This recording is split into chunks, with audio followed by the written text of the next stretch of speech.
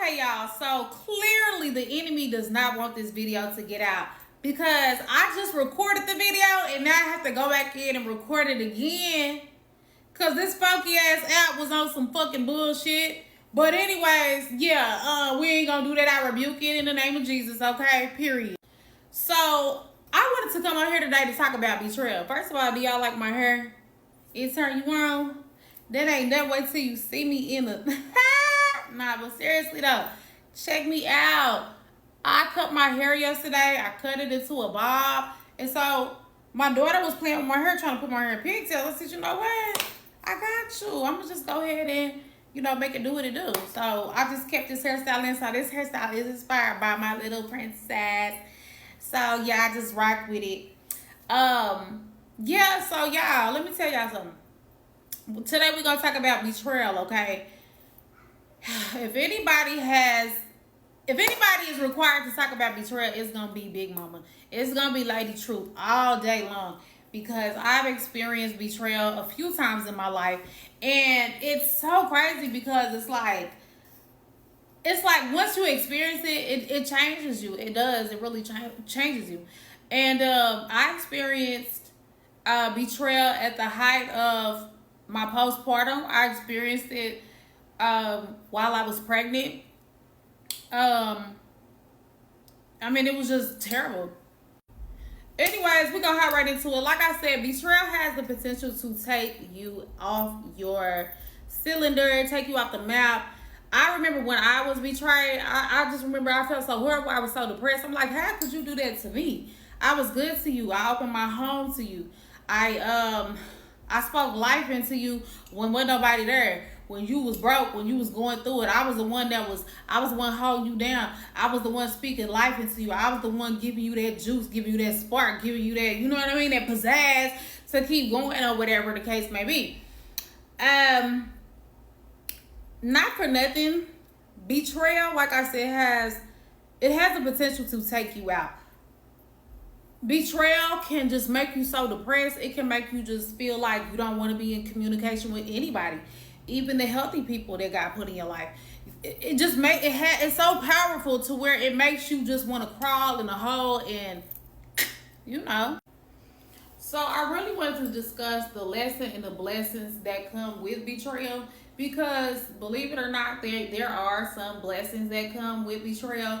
And I know that's easier said than done to digest, especially like when you're going through it, because nothing feels worse than being betrayed. When you know for a fact that you've been good to somebody, when you know for a fact that you've been there for somebody, you've been holding them down when they had nobody in their corner, when they had nothing but two nickels to rub together type shit, whenever they were, down and out, down bad, all of the above, and then you was the one that was present. You was the one that spoke life into them. You was the one that encourage them and put them up on game on how they could be a better individual, a better man or a better woman. It completely changes you because you're like, I did all this for you and, to you, and you turned around and took a knife and stabbed me in the back for no reason whatsoever other than the fact that you just a snake, you a slime ball, you know what I mean? You just a snake. It is what it is. And yeah, that hurts. And that's something that you can't just be like, oh, I'm okay, I'm cool, it is what it is. No. Sometimes, depending on the weight of the betrayal, and how connected and invested that you were, sometimes you're going to have to take some time and you're going to have to heal and process what just happened, why it happened, this, that, and the third, how you can prevent it from ever happening again. And sometimes you just can't prevent it because you can't control people. You cannot control how people are, what they do, when they do what they do, how they do what they do. People can switch up at the drop of a dime. And it's not to be afraid of relationships because healthy relationships are important and healthy relationships are a blessing from God. But there are some Judases out here and they could care less about hurting your feelings and stuff like that.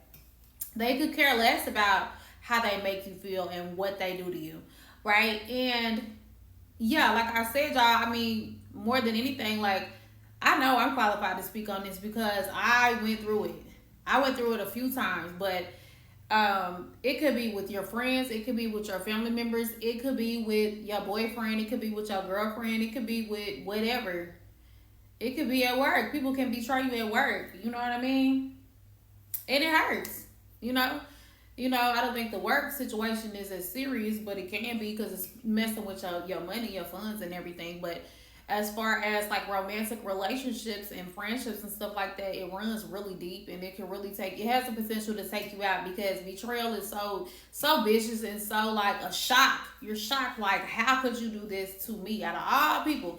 After all I did for you, after I've been good to you, etc., etc., this is how you repay me. You repay me in betrayal, right?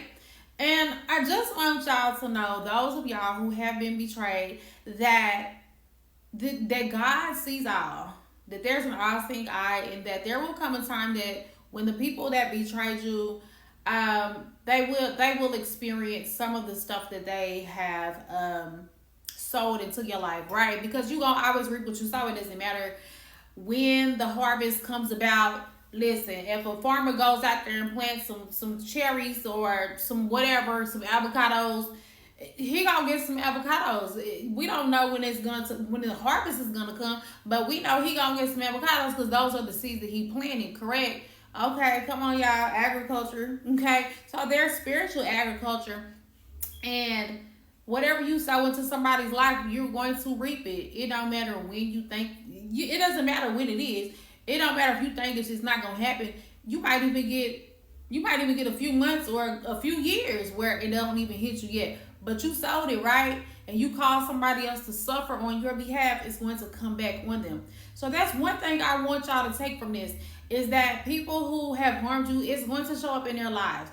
The enemy is going to take that betrayal, and the enemy is going to want you to tap out of life and tap out of relationships, because God knows that he has really good people lined up. Even if you haven't met them yet, God has the right people lined up for you. Even if you have not met them yet, by faith, claim it. By faith, put yourself around a community of people that's better than what it was. And let me tell y'all something else. Whenever you get to the other side, and I can say this, like, some of the people that betrayed you, they had no business around you anyway. Some of the people you were just around them out of survival mode in the first place, they not even on your level. They can't fuck with you. You feel me? They can't fuck with you. They just like, you probably clung to them. You probably genuinely love them because you're a genuine person. So you probably gave them a genuine chance.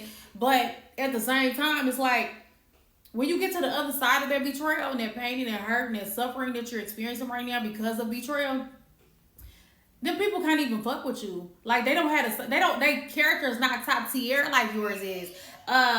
They mindset, how you go about your day, how you treat people. They don't live by the morals and the principles. They don't live by that code. And so you had no business with them in the first place, right? And so that's part of the lesson in it anyway. Like, you can get a blessing and a lesson out of it, but the reality is that you're too good of a person to be around the people anyway. You always was. And so it's going to wake you up and shake you up so it can bake you the fuck up, so you can actually be like, okay, boom, like, I should have never been around him anyway. It was stuff that you was tolerating that you should have never tolerated, and you're just too good of a person. Bottom line shit. Like, you had no business letting them linger in your life for that long anyway, for whatever reason. And it's not to blame you. It's more so when you get to the other side, you're going to see, like, yuck. Like, I had no business around you anyway. Like, you're not even on my level spiritually. You're not on my level mentally. You're not on my level emotionally. You don't have that level of emotional intelligence. And you don't even want it. Like, you know what I mean? Like, you don't value personal development and growth like I do. So we don't have no business around each other. So stay encouraged. If you've been betrayed and stuff like that, stay encouraged. Like, you're gonna have to grieve. It hurts, okay? I'm not gonna say that it don't. Try to distract yourself in a good way. Try to get a good therapist. Make sure you stay prayed up. I'm not playing. Watch some good sermons. Go for a walk.